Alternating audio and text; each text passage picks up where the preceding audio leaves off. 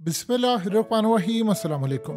जो बंदा आता है वो उठकर पाकिस्तान को तोड़ने की धमकी देता है और अफसोस का मकाम ये कभी भारत दे रहा है और कभी बलूचिस्तान के अंदर जो दहशतगर्द वो देते हैं या कभी अफगान तालिबान देते हैं, लेकिन हमारी तरफ से कोई जवाब नहीं जाता। अब दो बड़ी पर्सनालिटीज़ ने जो बात की है वो तो खुल्लम खुल्ला ऐलान जंग है। अफगान तालिबान के जो जनरल मुबीन है ये इस वक्त सबसे ज़्यादा एक्टिव हैं अफगानिस्तान के अंदर, उनकी फ़ौज के अंदर और उनके मीडिया के ऊपर। आप ज़रा देखिए उन्होंने किया क्या है। उन्होंने सबसे पहले अपनी जो ट्विटर की प्रोफाइल है उसको तब्दील कर लिया है। अगर इस प्रोफाइल को हम ज़रा गौर से देखें तो उसमें आपको नक्शा नज़र आएगा जो अफगानिस्तान ने नया नक्शा जो जारी किया है इस वक्त, यानी उनके ऑफिशियली नहीं लेकिन उनकी हुकूमत के जाहिर सी बात है एक अहम तरीन रुकन जो है उन्होंने नक्शा जारी किया। उस नक्शे के अंदर पाकिस्तान का बलूचिस्तान का इलाका, केपीके का इलाका और पंजाब का साउथ इलाका, ये सारा वो कह रहे हैं कि ये हमारा है, अफगानिस्तान का है। और साथ ही अपने वो ट्वीट के अंदर क्लियरली मेंशन करते हैं कि हमारे आबाओ अजदाद अब्दालीज हो या फलाना हो या गजनवी हो, ये तमाम के तमाम जितने भी लोग हैं ये असल में सारे के सारे हमारे हीरो हैं और इन्होंने जो इलाके लिए थे हमने उनको वापस लेना है।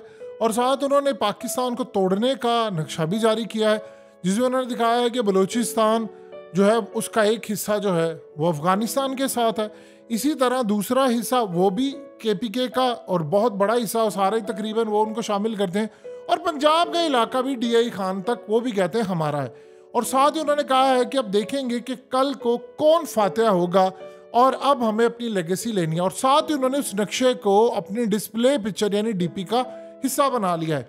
यानी उन्होंने एक पॉलिसी दे दी है कि अब हमने पाकिस्तान से करनी है जंग, हम जंग के लिए पूरी तरह तैयार हैं और हमने अब अपने इलाके वापस लेने हैं। हमने अमेरिका से जंग जीत ली है तो अब हमने पाकिस्तान से जंग करनी है। यानी ये इतनी बड़ी बात है और पाकिस्तान की जानिब से कोई जवाब नहीं आया कि यानी जो उठता है पाकिस्तान को तोड़ने की बात करता है उन्होंने तो ऐलान जंग करना है। अब वो ऐसा ऐसा देखिए, इनको फॉलो करने वाले बहुत बड़ी तादाद के अंदर अफगान तालिबान के लोग हैं। ये सवाल ही पता नहीं हो सकता कि उनकी हुकूमत का कोई भी बंदा इस पॉलिसी से अलग अगर होता तो कभी जिंदगी में ट्वीट ना करते, सवाल ही पता नहीं होता। उधर आप देखिए कि शेख मौलवी शहाबुद्दीन, ये उनके पेट्रोलियम के मिनिस्टर हैं, वो खिताब कर रहे थे तो उन्होंने क्या कहा। उन्होंने कहा कि हमारे पास लाखों की आर्मी है और हमारे पास हजारों खुदकुश हमलावर हमला करने के लिए तैयार बैठे हुए हैं। यानी आप अंदाजा करें कि उन्होंने ओपनली आपको ऐलान किया है। उन्होंने कहा है कि पाकिस्तान के ये वही मिनिस्टर है जो हालिया पेट्रोलियम का यानी जो चीज़ों का इफ्तिताह कर रहे थे और पेट्रोल निकाल रहे थे अफगानिस्तान के अंदर चाइना के साथ मिलकर। तो उन्होंने कहा जी अब हमने अपने इलाकों से पेट्रोल निकालना है, हमें ना किसी की परवाह ना कुछ। तो उन्होंने आज ऐलान किया है और बड़े सीनियर है, पाकिस्तान भी आते हैं, लेकिन उन्होंने कहा जी खुदकुश हमलावर हमारे हज़ारों में तैयार बैठे हुए हैं हमला करने के लिए। अब आप एक बात बताइए कि खुदकुश जो हमला होता है वो आपने कहाँ पर करना होता है? आप क्या जहाज़ से लेकर जाते हैं किसी को? जाहिर सी बात है आपने जो खुदकुश हमला करने वाला होता है, हमेशा बात याद रखिएगा, वो ज़्यादा दूर तक जा नहीं सकता। तो इस सारी सूरत हाल में उसके पास सामान होता है, उसमें बांधा होता है, उसकी चेकिंग होती है, तो वो करीब तरीन एरियाज में जाता है। तो इनके करीब तरीन एरियाज कौन से हैं? वो पाकिस्तान, केपीके है, बलूचिस्तान है, और कौन सा एरिया है? या ज्यादा से ज्यादा कौन सा है? ईरान का है। लेकिन ईरान तक तो उनका आना जाना नहीं है इस लेवल का। ठीक है, जब जंग होगी वो तो अलग बात है। तो उन्होंने इनडायरेक्टली किसको सुनाया है कि ये हमलावर तैयार है? चाइना को तो नहीं कहा, सेंट्रल एशियन कंट्रीज को तो नहीं कहा, उन्होंने सिर्फ पाकिस्तान को सुनाया है कि आपको, यानी इनडायरेक्टली उन्होंने सुना दिया है कि हमारे तो खुदकुश हमलावर हजारों में तैयार बैठे हुए हैं जाने देने के लिए। तो उन्होंने पाकिस्तान को असल में सुनाया है कि अगर आपने जरा हैंकी बैंकी ऊपर करने की कोशिश की तो हम ऐसे जंग मुसल्लत करेंगे कि आप सोच भी नहीं सकते। यानी इस सारी सूरत हाल में अब आप देखिए कि हालिया मुल्ला उमर के बेटे मुल्ला याकूब से जब पूछा गया, आप बताइए जो आप बॉर्डर, हम लोग बॉर्डर कहते हैं वो ड्यूरेंट लाइन कहते हैं, उन्होंने कहा जी हम ड्यूरेंट लाइन को तस्लीम नहीं करते, लेकिन मुनासिब मौके की मुनासबत से वक्त आने के साथ ही हमें इस पर खुलकर अपना मामला और अपना मौक़िफ़ और अपनी चीज़ें सामने रखेंगे। अब वो मौक़िफ़ लड़ाई हो, बातचीत हो, कुछ भी हो, साथ ही उन्होंने, आप ये देखिए कि सुहेल शाहीन अफगान तालिबान की जो तर्जुमान है, उन्होंने क्लियरली कहा, उन्होंने कहा भाई टीटीपी आपका मसला है। इसी तरह ज़बीहुल्लाह मुजाहिद ने कहा, उन्होंने कहा ये आपका मसला, हमारा मसला नहीं है। हमें ना ये कहना ये टीटीपी शीटीपी फलाने ये वो, ये सारे आपके मसले हैं, आप इनको हैंडल करें। तो आप इमेजिन कर लें कि सारी सूरत हाल में उन्होंने पाकिस्तान, देखिए अफगानिस्तान की तारीख रही है लड़ाई की, अब वो फुर्सत चूंकि उनको मिल गई है सोवियत यूनियन से, वो फ्री हो चुके हैं, वो फ्री हो चुके हैं अमेरिका से, तो अब उन्होंने पाकिस्तान की तरफ आना। अब वो कहते हैं कि हमने आपके जो इलाके हैं यानी पाकिस्तान को तोड़ना और हमने इलाके अपने साथ शामिल करने, ये उनके ऑफिशियल की जानिब से बयान आ रहा है, कोई छोटी पोजीशन पर तो नहीं है। इसका तगड़ा जवाब पाकिस्तान की तरफ से जाना चाहिए कि यार आप लोगों को देखो, हमने बनाने में और आपको सप्लाई कराने में, चाहे वो सोवियत यूनियन के दौर से हो, अमेरिका के दौर से हो, जो भी है, हमने मामला किरदार अदा किया है। लेकिन इस सारी सूरत हाल में अब आप उठकर हमें ही कह रहे हैं कि हमने आपके इलाके लेकर जाने, क्योंकि हमारे पुरखों के इलाके थे। अब आप बताइए, फिर यही अगर क्लेम है तो फिर हम इसराइल को क्यों कहते हैं? वो कहते हैं कि जब मुसलमानों का वजूद ही नहीं था तो तब यहूदी तो थे दुनिया के अंदर, हम तो 2000 साल पहले यहाँ पर मौजूद थे, और हमारे 2000 साल पहले हमें यहाँ से निकाला था, तो हम तो तुम्हारे से पहले तो ये लैंड तो हमारा। फिर तो वो ये क्लेम करते हैं उठकर, वो कहते हैं कि ये हमारा, तो फिर हम उनको क्यों बुरा भला कहते हैं? अगर ये सूरत हाल है, कल को इंडिया उठकर कहेगा कि भाई ये लैंड हमारा, इस तरह तो हम उठकर कहेंगे जी ये इंडिया का लैंड भी हमारा, दे हमें।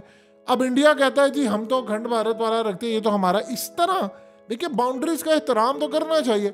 अब आप उठकर ये बात कहते रहें कि जी ये फलाना ऐसे है वैसे है, ये तो सूरत हाल बिल्कुल क्लियरली नजर आ रही है कि आप जंग में जा रहे हैं अफगानिस्तान के साथ। साथ वो आपको ये भी सुना रहे हैं कि जी देखो ना, हमारे पास तो हजारों खुदकुश हमलावर भी बैठे हुए हैं तैयार, तो जी हम तो हमला करने के लिए ग्रुप्स, याद रखिएगा वो वहाँ पर एक सिनेरियो होता है थ्रू आउट हमेशा से। वो वहाँ पर जरगा बुलाते हैं और उस जरगे के अंदर हर कबीले का एक सरदार आता है, बड़े बड़े लोग आते हैं, और वहाँ पर एक बड़ा पत्थर रखा जाता है और वो सिंबॉलिकली कहते हैं कि आज के बाद हम सब के इख्तलाफात इस पत्थर के नीचे हैं।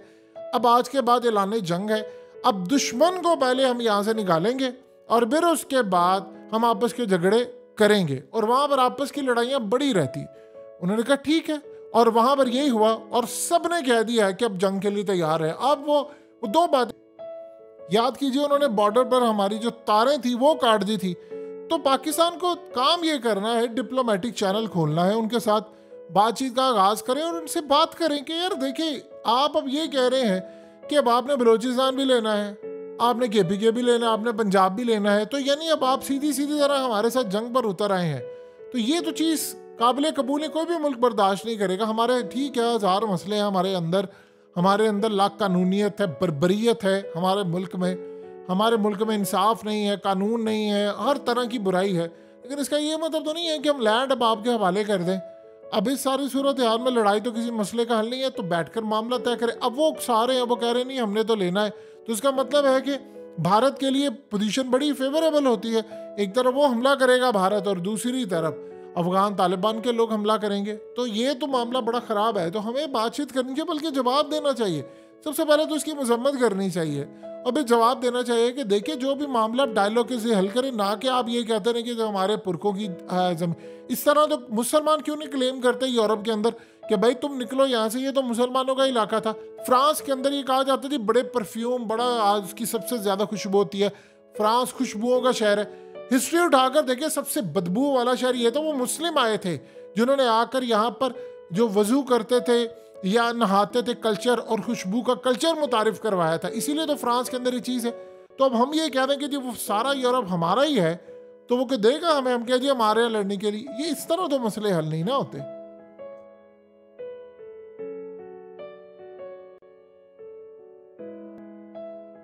हकीकत टीवी को सब्सक्राइब करना मत भूलें, वीडियो को लाइक करें, शेयर करें और कमेंट सेक्शन में अपनी राय का इजहार ज़रूर करें।